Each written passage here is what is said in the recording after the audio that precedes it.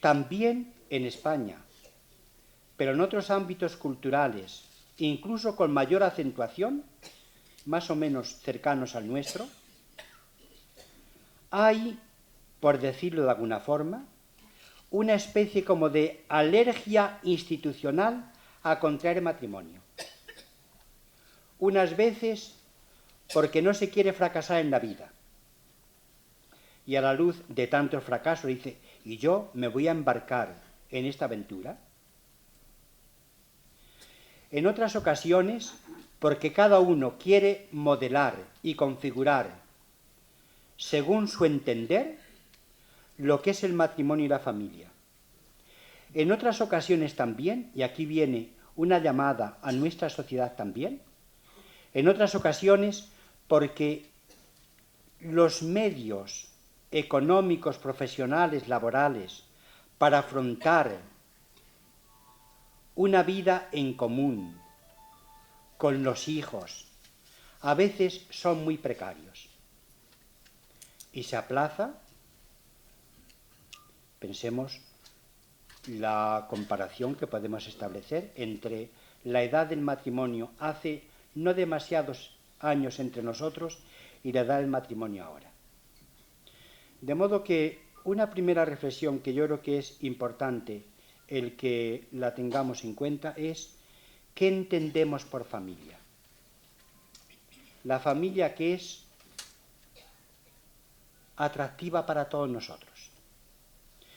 Se ha tratado este tema de forma sinodal. La palabra sinodal viene de la palabra sínodos, que significa caminar juntos. Entonces se ha tratado sinodalmente lo que significa aproximadamente lo siguiente: buscando entre todos, con la luz de la fe, con el respeto y el amor a las personas, de cara a nuestro futuro como humanidad, buscando sinodalmente los caminos de la familia.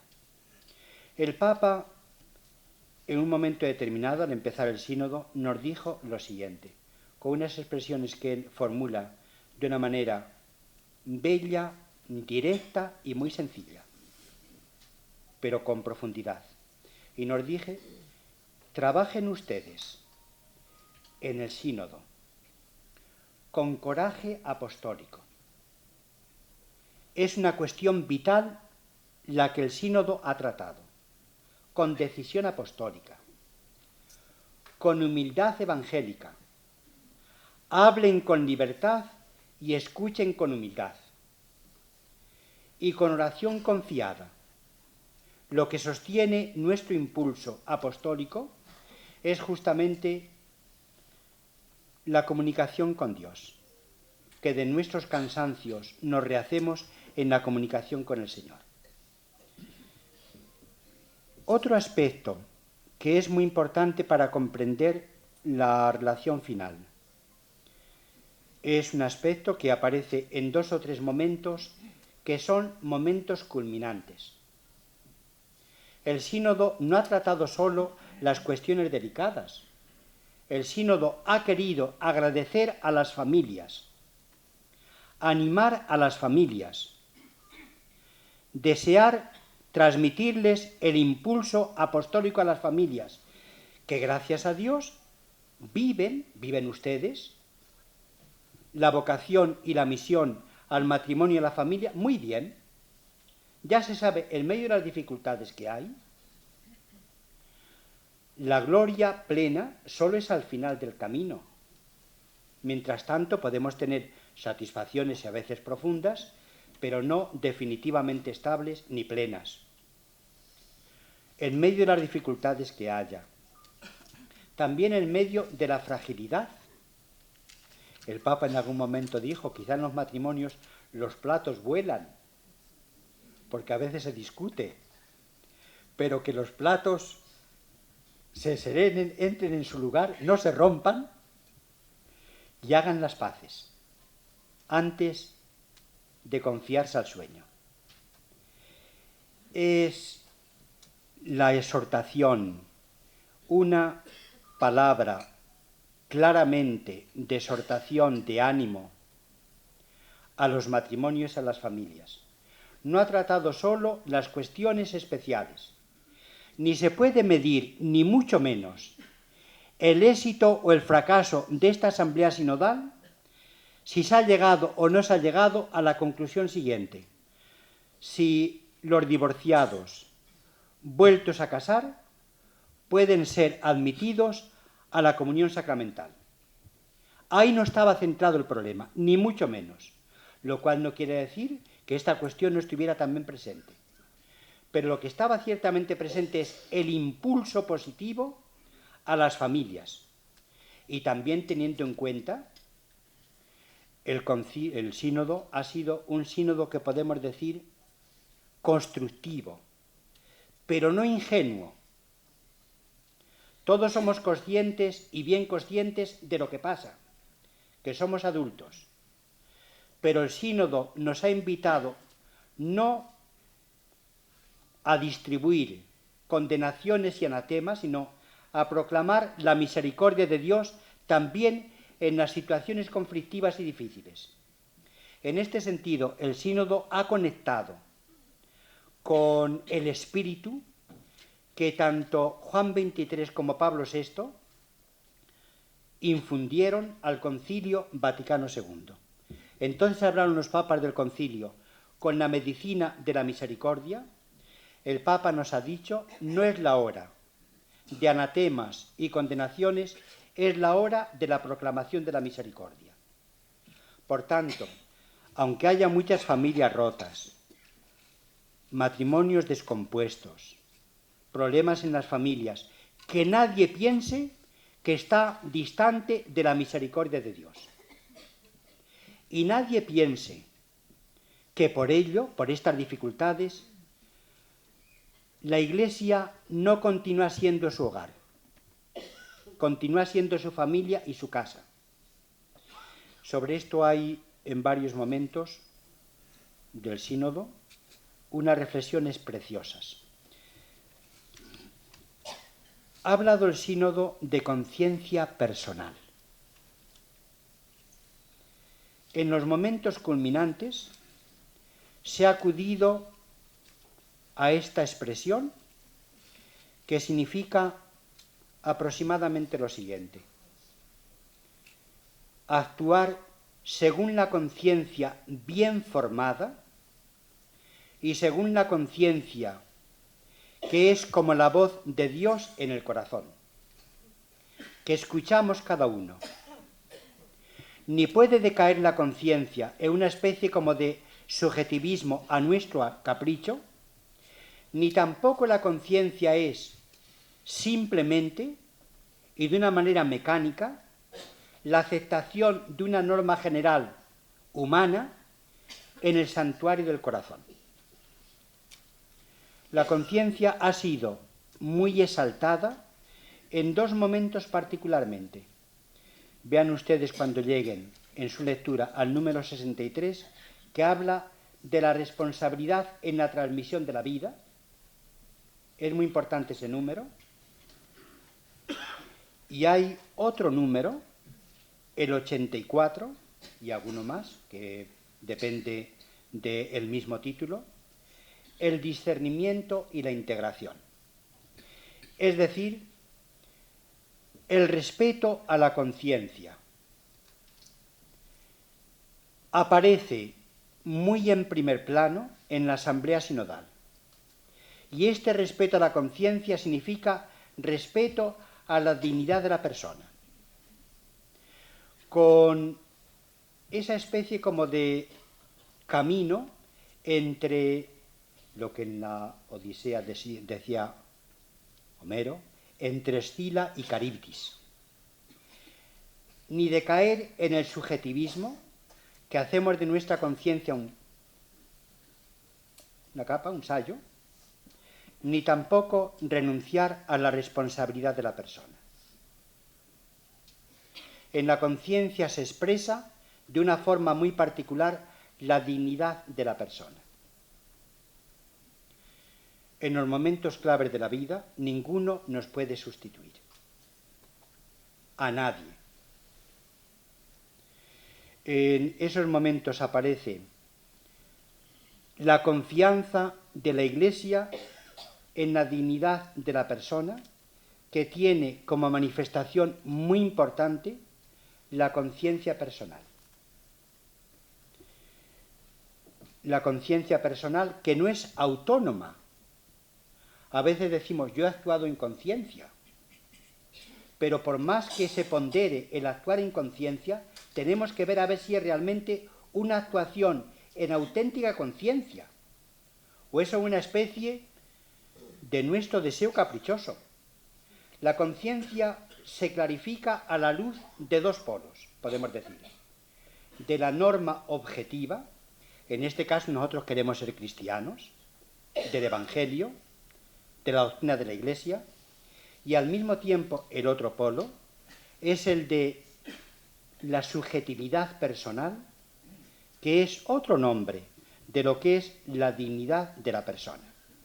La conciencia debe ser bien formada en referencia a la ley de Dios y a las normas de conducta, y debe sentirse vinculada a la voz de Dios que resuena en la misma conciencia. Sobre esto tiene frases bellísimas la Constitución Gaudium et Spes, que va a recibir la relación final del sínodo. En el santuario de nuestro corazón Dios habla. No seamos sordos. No prescindamos de esa voz, que esa voz es como la personalización de la voluntad de Dios en nuestra propia persona. La conciencia debe de evitar tanto el subjetivismo, por una adecuada formación. Tenemos que ver ¿y cómo nos formamos adecuadamente en la conciencia? Y al mismo tiempo no hay sumisiones automáticas. Nadie está sometido automáticamente a nadie.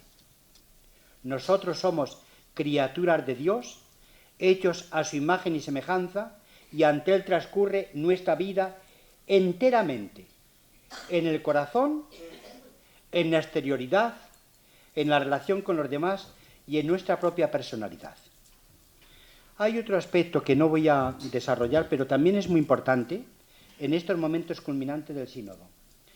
Habla de el discernimiento y la autoridad del obispo en relación con las cuestiones, digamos, más complejas de la relación final del sínodo. Claro, uno advierte, yo he quedado sorprendido porque no me había parado a pensar en ello. En la Constitución Lumen Gentium del Concilio Vaticano II, cuando habla del ministerio del obispo, entre otras tareas del ministerio episcopal está el ser juez. Quiten ustedes todas las connotaciones que pueda tener negativas. Quiten ustedes. El ser juez. Y juez significa, en este caso, el que en la Iglesia, apoyándose en el discernimiento que otras muchas personas van haciendo, concretamente ahí se refiere en bastantes momentos al discernimiento de los párrocos, de los sacerdotes, de cristianos maduros, el sello final de ese discernimiento lo da la autoridad judicial del obispo. En este sentido hay una sintonía, como no podía ser de otra forma, entre el motu proprio que ya recibimos hace algunas semanas de la reforma de los procesos de declaración de nulidad del matrimonio y esta declaración del concilio, del sínodo, apoyándose en ese texto del concilio, que está en el capítulo 3 de la Lumen Gentium. Y es un texto que a lo mejor estaba subsumido en nuestra conciencia, pero no explicitado. En este sentido, a los obispos nos han echado más tarea. Uno piensa y dice, ¿y seremos capaces de soportar también este encargo particular y muy sensible? Por ejemplo, en los procesos de declaración de nulidad, y muy sensible. Evidentemente, en todos los ámbitos del ministerio episcopal necesitamos colaboradores. Todos lo necesitamos. también en este ámbito. Pero el ser el obispo, en virtud de la autoridad recibida del Señor, también el que tiene la última palabra en el discernimiento que se va haciendo, es muy importante. Otra reflexión que a mí me parece muy importante a lo largo de el sínodo, que ha durado, como todos sabemos, 3 semanas. Empezó un domingo con la celebración de la Eucaristía y terminó otro domingo, el cuarto domingo, aunque había propiamente 3 semanas dentro. La celebración de la Eucaristía presidida por el Papa en la Basílica de San Pedro fue, digamos, el vía para el sínodo y fue también la conclusión. Lo cual también es importante. El sínodo no es simplemente una reunión de personas que reflexionan, es una reunión de personas que oran, que celebran también. El Papa en algún momento al principio dijo: el sínodo no es un parlamento. En un parlamento, si funciona bien el parlamento, se intenta llegar a un acuerdo político para actuar en el servicio de los ciudadanos. Este acuerdo político a veces tiene rebajas por una parte y rebajas por otra, para poder llegar a una cierta componenda. El sínodo no es un parlamento. El sínodo es una reflexión de pastores de la Iglesia que ante Dios, con el Evangelio en las manos, ayudados por tantas personas, por ejemplo los colaboradores de la Asamblea Sinodal, que eran muchos, también había matrimonios que dieron su experiencia, preciosas experiencias, también otras personas técnicas, teólogos, también otras personas en el funcionamiento del procedimiento diario, pero sobre todo se trata de personas con una responsabilidad pastoral que ante Dios, escuchándose unos a otros y teniendo siempre como luz el Evangelio, quieren poner la luz sobre las situaciones concretas de la familia, la luz de la fe, no la luz de los arreglos. Al final, gracias a Dios, todos los números, y son 90 y tantos, creo que 94, todos los números de la relación final han sido aprobados por 2/3 de los votos, y además en votación secreta, de modo que cada uno, ante Dios y en conciencia, ha votado plácet o non plácet. Éramos 270 con derecho a voto. En la congregación general de las votaciones, que fue la mañana, mejor dicho, la tarde del sábado, en esa congregación general, cada cual fue diciendo, ante el número que era sometido a votación, fue apretando la tecla que él creía en conciencia conveniente. De modo que aquí, en esta relación final, aparece lo que los pastores de la Iglesia, en esta asamblea solemne, después de 2 años de reflexión, la primera asamblea extraordinaria fue un poco más batallona, ya recordáis, esta ha sido una asamblea honda en el trabajo, laboriosa, muy participada, escuchándonos unos a otros y con la libertad para decir lo que cada uno piensa. Si allí no vamos a actuar con libertad, ¿dónde lo vamos a hacer? Para eso se nos convoca. Y presidido por el Papa. En la mayor parte de las congregaciones generales estaba el Papa presente. Y él escuchando, y escuchando mucho, él presidía la congregación general, escuchando, dirigiendo la oración inicial, y en algunos momentos, bien sea al empezar, bien sea al terminar, tuvo algunas intervenciones muy pensadas, no largas, pero muy pensadas, que como han sido publicadas, eso ya lo conocéis todos. el sínodo, esta asamblea sinodal, yo creo, esta es mi impresión, que ha transmitido, ha conectado con la onda conciliar y de una manera muy clara. Probablemente la contraposición que yo voy a hacer ahora no es adecuada, pero seguramente que nos ayuda a comprenderlo. Evidentemente ha tenido presente la doctrina, pero ha sido sobre todo una asamblea evangelizadora. No se evangeliza si no se respeta lo que hemos recibido del Señor. Pero en lugar de gravitar el acento del sínodo, repitiendo la doctrina indiscutible e indiscutida de la Iglesia, no se ha reunido la asamblea para repetir lo mismo. Eso lo dábamos por hecho. Las características de un matrimonio cristiano, la unidad, la apertura a la transmisión de la vida, la fidelidad, la indisolubilidad, eso era asumido por todos y además en absoluto sin reservas. Pero sobre eso y teniendo en cuenta la situación actual, ¿cómo podemos ser portadores de evangelio en nuestro mundo? De esto es de lo que se trataba. Y yo estoy convencido que gracias a Dios esto se ha conseguido. Y se ha conseguido satisfactoriamente. La misericordia de Dios es el centro del Evangelio.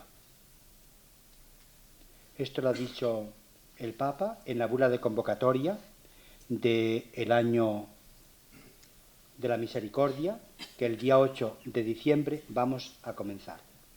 La misericordia de Dios es el centro del Evangelio. Desde ahí ha querido situarse la asamblea sinodal.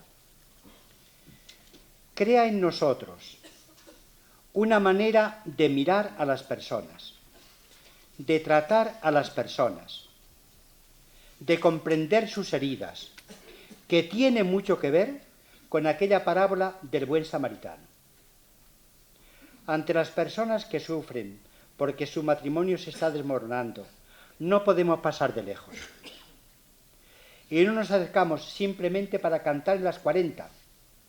Nos acercamos para ver de qué forma podemos colaborar en que eso no se derrumbe. Y si se ha derrumbado, de qué forma se puede reconstruir en la medida que se pueda reconstruir. Pero ha sido la esperanza uno de los móviles de la asamblea sinodal. La esperanza con esa acogida serena y gozosa del Evangelio. Evangelio significa buena nueva. El Evangelio es Jesús en persona, sus palabras y sus obras, sus actitudes y comportamiento.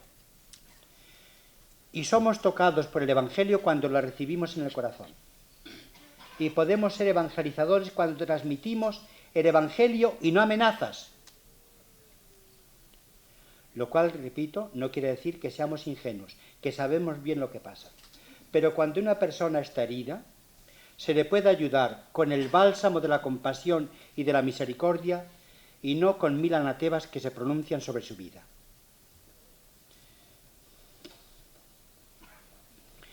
En Jesucristo, personalmente, convergen, a mí esto me parece muy importante, convergen la verdad y la justicia, el amor y la misericordia. En el cristianismo no discutimos de forma abstracta sobre estas realidades. En el seguimiento del Señor queremos mirar su rostro, escuchar su palabra, para ver de qué forma podemos ser un eco fiel y un reflejo fiel de la misericordia que el Señor encarna. En esa bula de convocatoria el Papa habla de Jesucristo como el rostro de la misericordia de Dios Padre. Yo os deseo a vosotros y me deseo a mí que podamos ser rostro de misericordia, no cara adusta para distribuir condenaciones y rechazos. Ese es el espíritu de fondo de la Asamblea Sinodal. Si queréis, podemos descender a una parábola. La parábola que a veces se llama del Padre Bueno, o la parábola más familiar entre nosotros del Hijo Pródigo. Cuando se miden esta parábola en concreto, que es como Jesús justifica su evangelio y su forma de proceder, apelando al comportamiento del Padre, que se refleja en el Padre de la parábola, advertimos lo siguiente. Desde un punto de vista de la justicia distributiva, podemos decir, el hermano mayor era el hermano justo, siempre fiel. No había desobedecido nunca un mandato de su padre. Y le paso la factura al padre para decirle, yo que me he comportado así, ni siquiera me has dado un cabrito para comerlo con mis amigos. Y cuando viene ese, ya no dice su hermano, ese, que ha malgastado la parte de la hacienda que le correspondía, viviendo disolutamente, le esperas, le cubres de besos, haces una fiesta matando el ternero cebado y lo reintegras en la condición de hijo. Desde el punto de vista de la justicia distributiva, este padre no ha sido justo. En lugar de tratar al hermano mayor, a su hijo mayor, recompensándole, porque ha sido absolutamente fiel, usa de una misericordia que desborda nuestros cálculos. En ese sentido, a la hora de ver en qué consiste la verdad del Evangelio y la justicia en el reino de Dios y el amor cristiano, Jesús nos ha amado siendo nosotros pecadores. Dios se ha anticipado a amarnos ofreciéndonos el perdón. Ha abierto en nosotros un camino que debe ser un camino de devolución de esa actitud amante. Es decir, y con esto porque habría mucho que hablar sobre esta cuestión, en la parábola del Padre Bueno o del Hijo Pródigo aprendemos lo que es el amor, lo que es la justicia, lo que es el comportamiento del Padre, lo que es el Evangelio que Jesús va viviendo y va transmitiendo diariamente. Yo no sé el tiempo que yo cuando queráis me paro, porque aquí habría para muchas cosas, pero hay otra cuestión que es donde el punto culminante de esas cuestiones discutidas, ahí es donde se trata, que es en el número 70 y siguientes. Y esos fueron los aspectos más discutidos en los círculos menores y también en las aportaciones de los padres.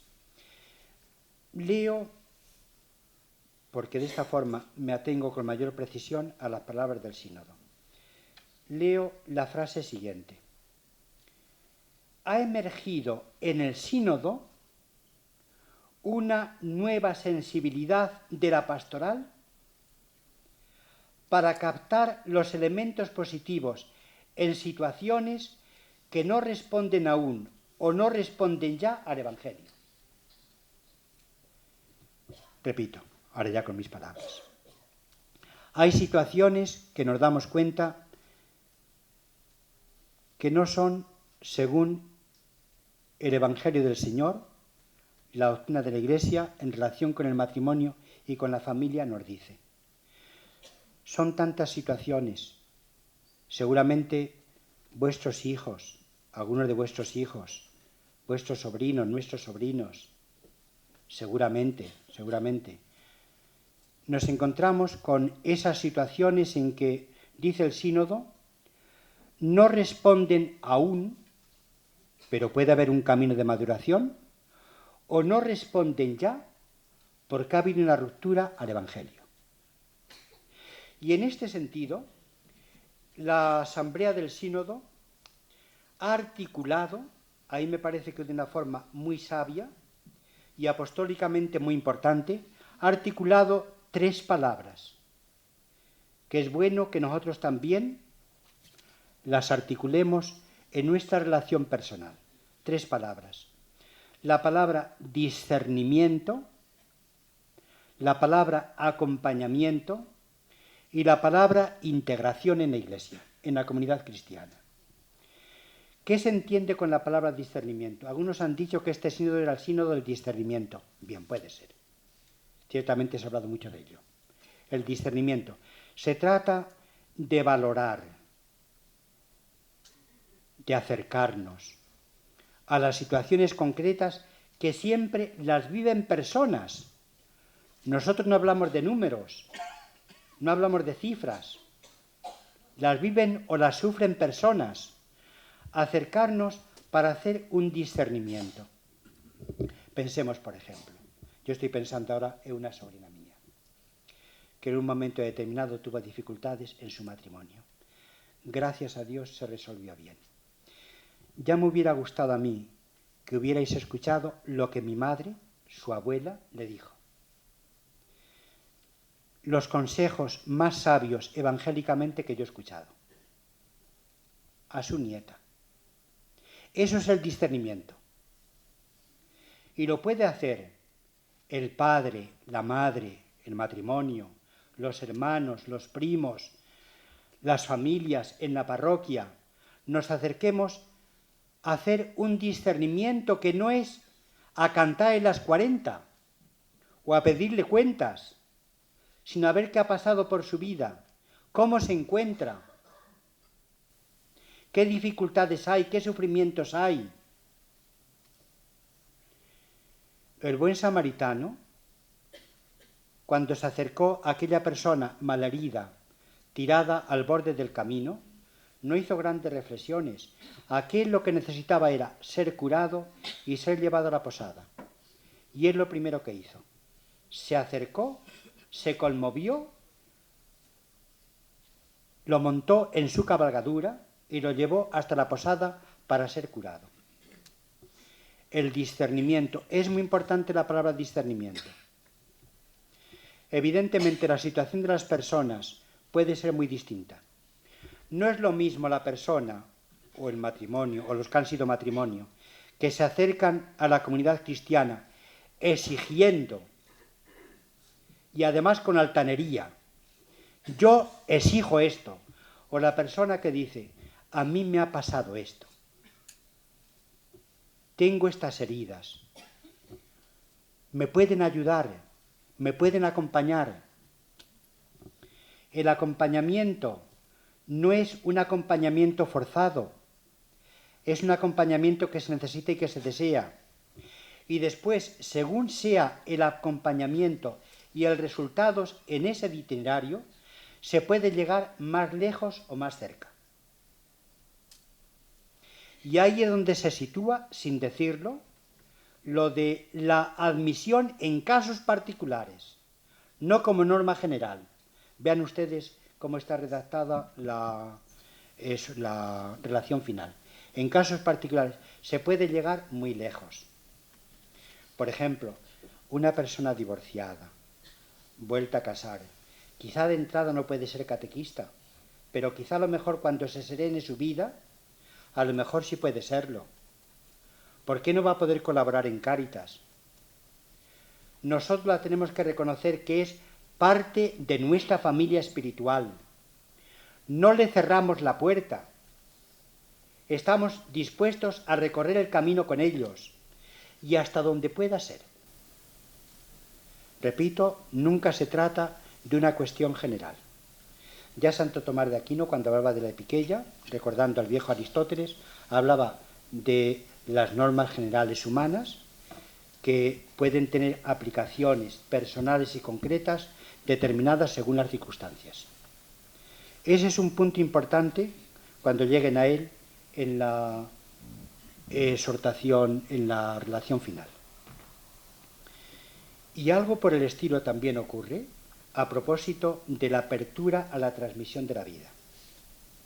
También se recuerda, y además elogiosamente, fue un documento profético, la encíclica de Pablo VI sobre la transmisión de la vida, Humane Vitae. Y se dicen bastantes más cosas. Yo les pido que vean ustedes detenidamente lo que se va diciendo a veces con una frase que abre a un horizonte determinado. Un horizonte que es, yo creo que, muy importante. Un horizonte que nos lleva hasta, esperemos, hasta la incorporación plena a la comunidad cristiana. Que la Iglesia sea una casa de puertas abiertas. No entenderíamos la tarea del sínodo y esta relación final si no nos ponemos en el punto de iluminación del sínodo que ha sido la misericordia de Dios que Dios ejerce con nosotros, que no somos santos, todos somos pecadores. Y Dios nos trata compasivamente. ¿De qué forma puede ser la Iglesia, en la situación actual también, un reflejo de la misericordia de Dios? Ya me voy a callar porque ya he hablado mucho y además es bueno también por si alguno quiere formular alguna pregunta. Yo les invito, lean esta parece que va a ser exhortación ya, que lógicamente tendrá fundamentalmente como base esta relación final. La lean. Pronto tendremos ya el folletito en las diversas editoriales religiosas con este texto. Lo vean. Lo reflexionen detenidamente. Merece la pena. Sintonicemos con esta onda que el sínodo ha utilizado para transmitir, que es evidentemente la onda también del Papa Francisco, de la Iglesia, que conecta mucho con la onda en que emitió el Concilio Vaticano II. Conecta mucho. Yo agradezco al Señor la oportunidad que he tenido de poder participar en esta asamblea sinodal. Nuestro grupo presentó bastantes modos. Los modos son sugerencias de mejora, de añadidos, de corrección, etcétera, que ante el texto que se ofrecía todavía como provisional, los grupos iban transmitiendo. En algún momento, alguna colaboración ha sido muy importante para la relación final. Muchas gracias a todos.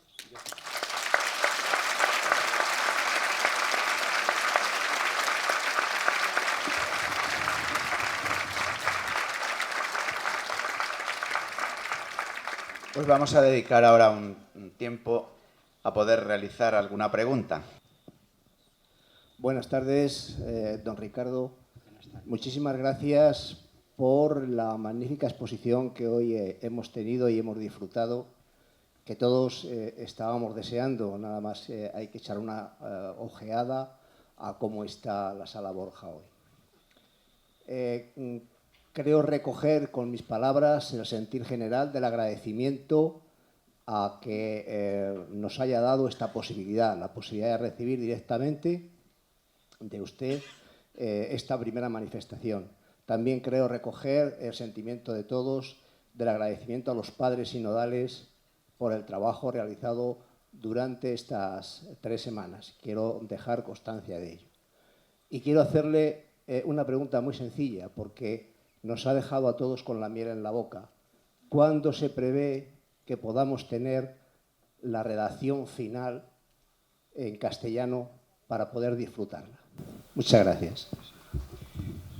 En primer lugar, respondiendo a lo que al principio decía, yo les debo a ustedes esta información, que yo les he privado de mi servicio pastoral en la diócesis durante varias semanas. Aquí con el vicario general y con otros, pues no se ha notado la ausencia, pero yo quería también, de alguna forma, compensar mi ausencia con esta presencia esta noche aquí. Me alegro mucho de poder transmitir muy en caliente y además muy desde el sentir personal lo que yo he percibido que ha sido el sínodo. Es evidente, cada uno tiene también sus acentos, sus impresiones. Yo tengo aquí 10 o 12 impresiones, no he podido desarrollar todas. Las más importantes yo creo que por lo menos las he desflorado, ahí han aparecido.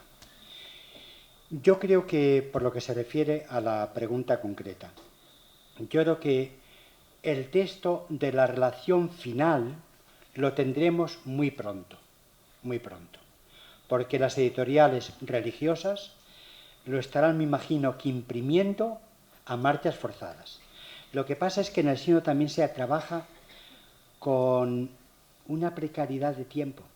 Tanto es así que el día que se leyó, el sábado por la mañana, por la tarde es cuando votamos, cuando se leyó el texto completo de la relación final, solo se pudo leer en italiano, que es en la lengua en que ha sido redactada. Y conectaron los servicios de traducción simultánea para que los que tuvieran dificultades en comprender la lengua italiana pudieran seguirlo. De modo que tampoco había la traducción a las lenguas del sínodo, que son 5, justamente al terminar la asamblea sinodal. Ya estarán traducidas, o me imagino que si no están terminadas, a punto de terminarse. Yo me imagino que la semana próxima van a tener el texto de la relación final. Y parece que va a haber también una exhortación apostólica posinodal del Papa. Cuando terminó el sínodo no sabíamos todavía. Parece que el Papa se inclina a que efectivamente haya la exhortación apostólica posinodal.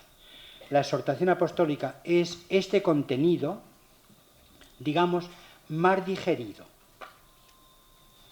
porque este contenido en algunos puntos necesita una lectura reflexiva y seguramente que a lo mejor hay puntos que nos pueden resultar un poco, bueno, pues enigmáticos o desconocidos.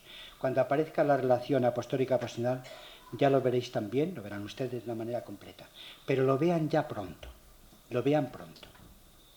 A mí me parece que es muy importante el que tengamos una conversión pastoral en relación con la pastoral del matrimonio y de la familia. Por ejemplo, una cuestión que aparece lógicamente también en el sínodo, que ha aparecido en el sínodo. La familia es determinante para la transmisión de la fe a los hijos. Determinante. Y no solo la fe, la forma de vivir. En el hogar, con el calor especial del hogar, se transmiten las actitudes fundamentales para vivir.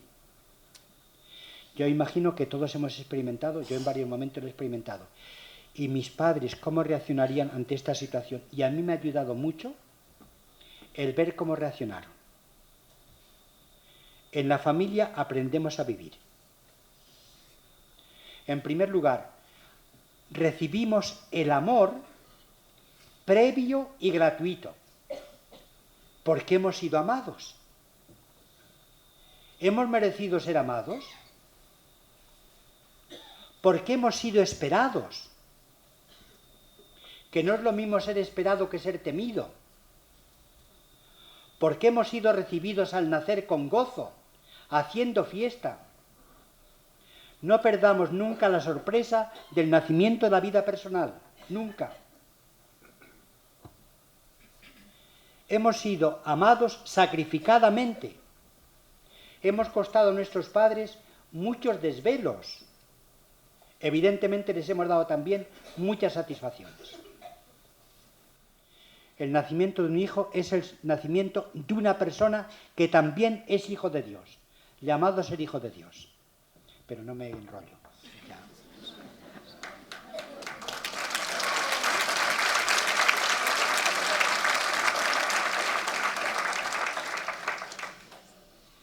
Para vuestra información sobre esto, sobre los hijos en el corazón de la familia, yo hice la intervención en el sínodo sobre esta cuestión. En la relación final se van explicitando lo que en los documentos previos no había. La misión y el significado de los padres, de los abuelos, de los hijos, de los hermanos, etc. Con una gran sensibilidad hacia los sufrimientos de las personas, con una gran sensibilidad. No podemos pasar de largo cuando nos encontramos con una persona que está padeciendo, no podemos pasar de largo. Dios no ha pasado de largo de nosotros. Y esto se ha manifestado en el amor de nuestros padres, que hemos sido queridos sin merecerlo. ¿Qué vamos a poder merecer? Entonces, nada.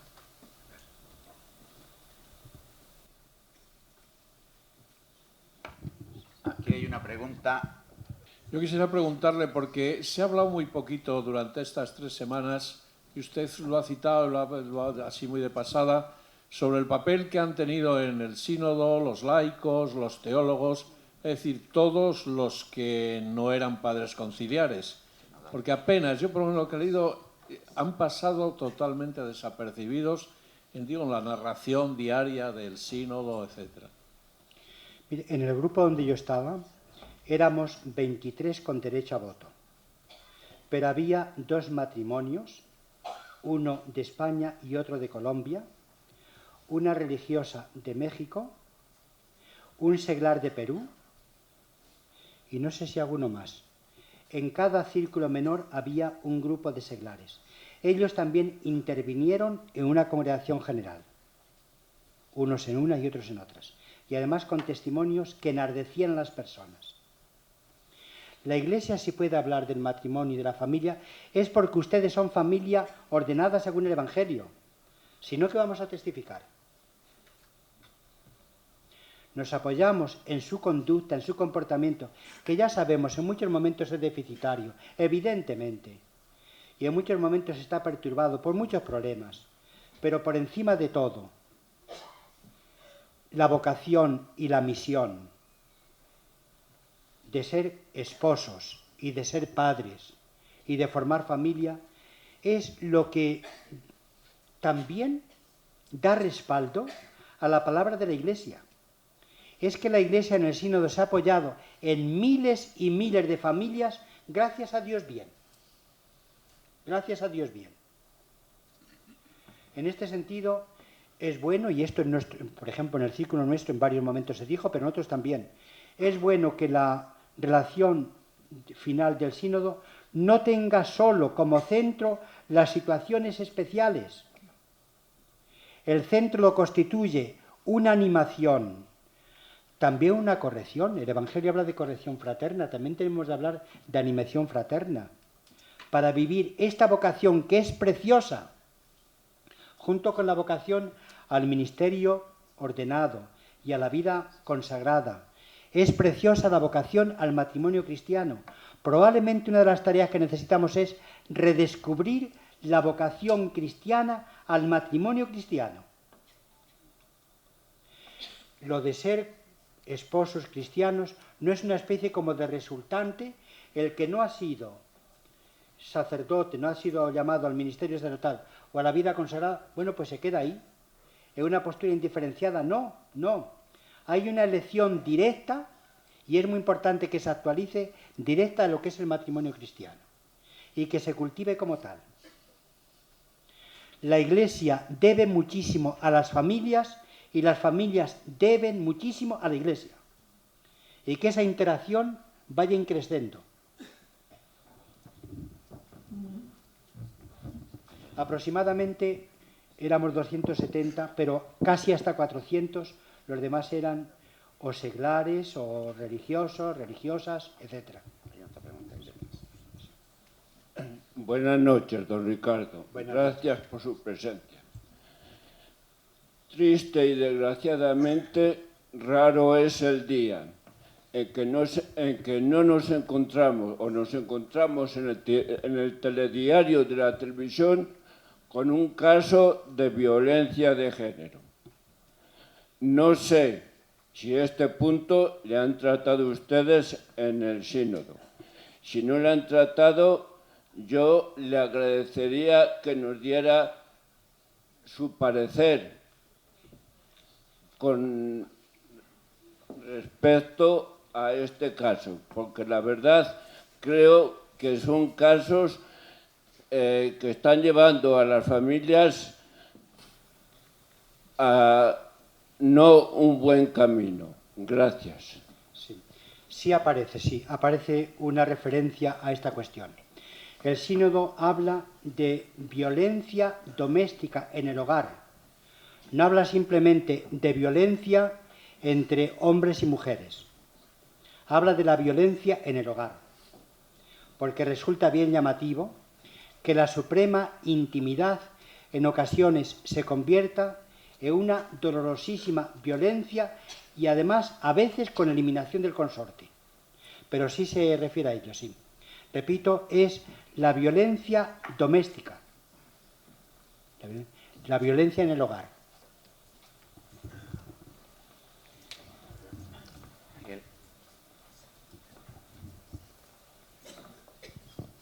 Muchísimas gracias por sus palabras.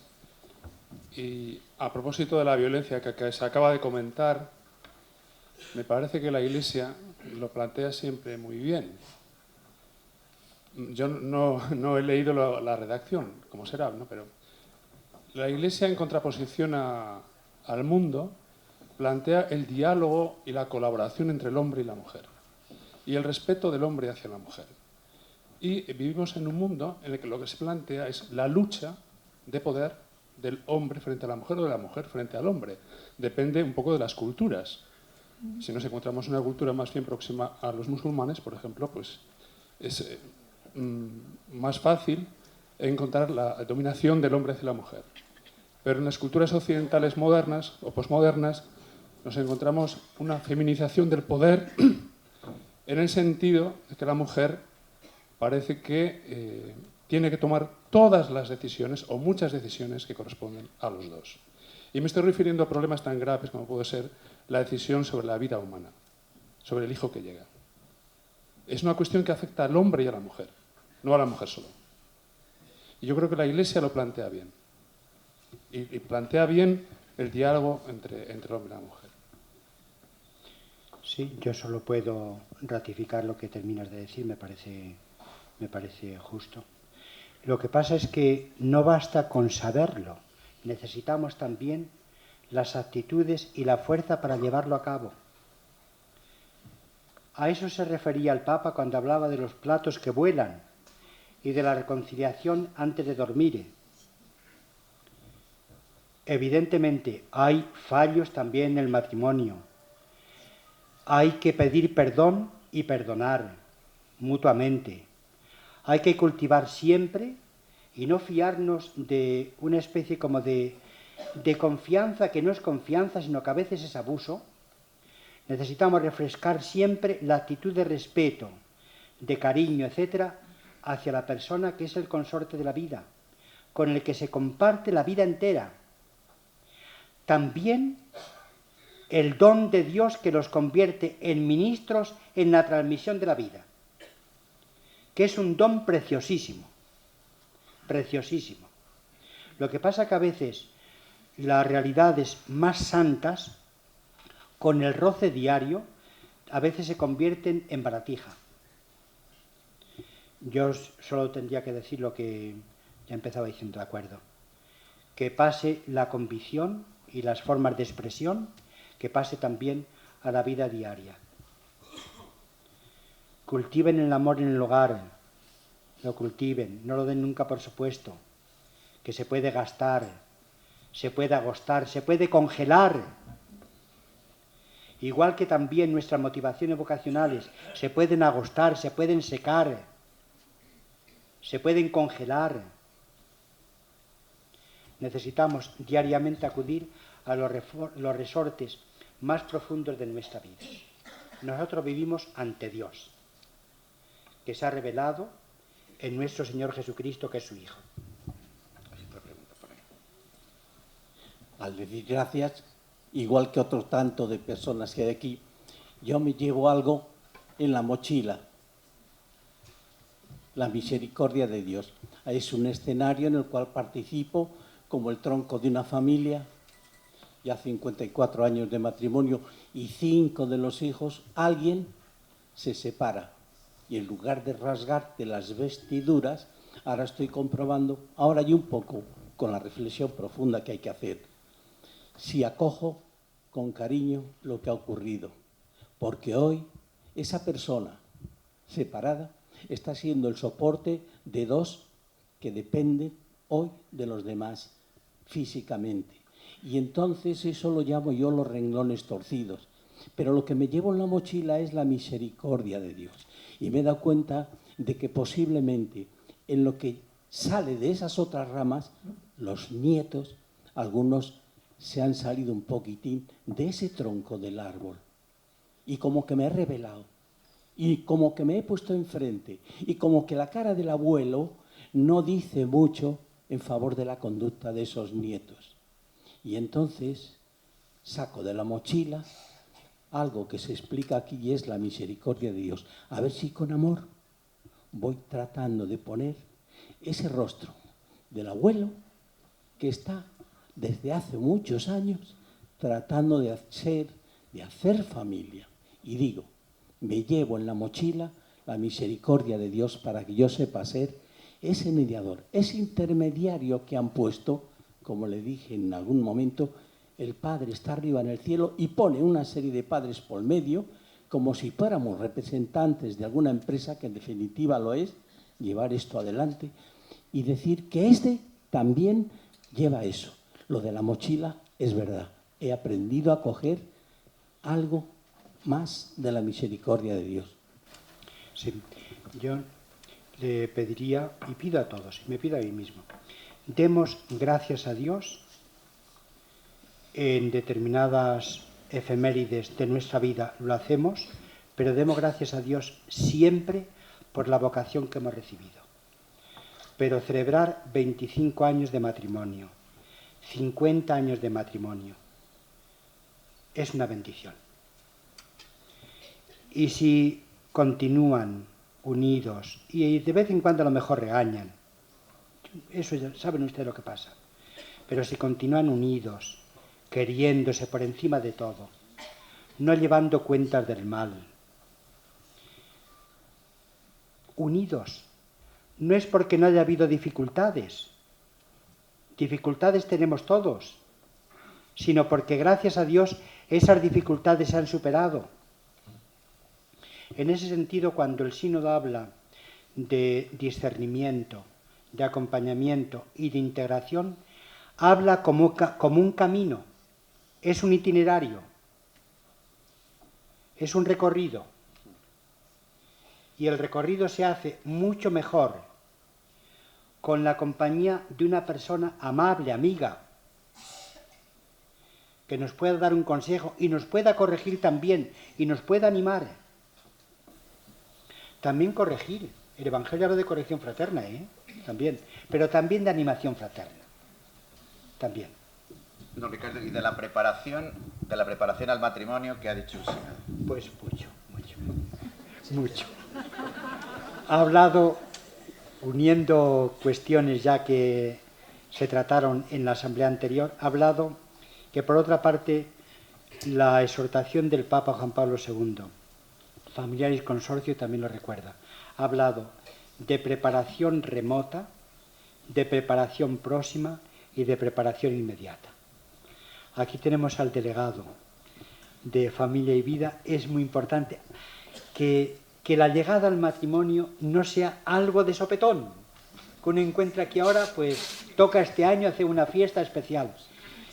El matrimonio cristiano requiere una preparación, igual que requiere también una preparación la ordenación para el ministerio presbiteral. Una preparación. En este sentido, se ha enfatizado, yo creo que con razón, la familia es uno de los centros de gravitación fundamental de la acción pastoral de la Iglesia. A mí me parece concretamente un obispo de América Latina en el que yo estaba, constantemente lo decía, y yo creo que tenía razón.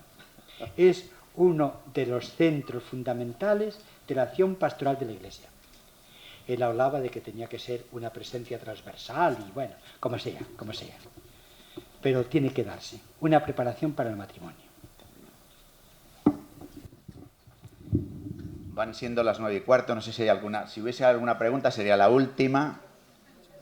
La última pregunta y concluimos. Buenas tardes. Yo le doy gracias a Dios por estar aquí. No pensaba encontrarme con tanta gente. Ha hablado usted de la esperanza. Hoy tenemos esperanza. Ha hablado de la evangelización. Y nosotros, como matrimonio, que damos cursillos prematrimoniales, lo intentamos. Intentas transmitir, intentas no juzgar, pero claro, cuando no escuchan, cuando la gente tiene problemas, cuando la gente no tiene casa, es muy difícil evangelizar. ¿Algún truco o algo para...? Porque tú transmites tus vivencias y cuando lo pasas mal lo comunicas. Pero si no te escuchan... Pues ahí el modelo de evangelizador es nuestro Señor Jesucristo.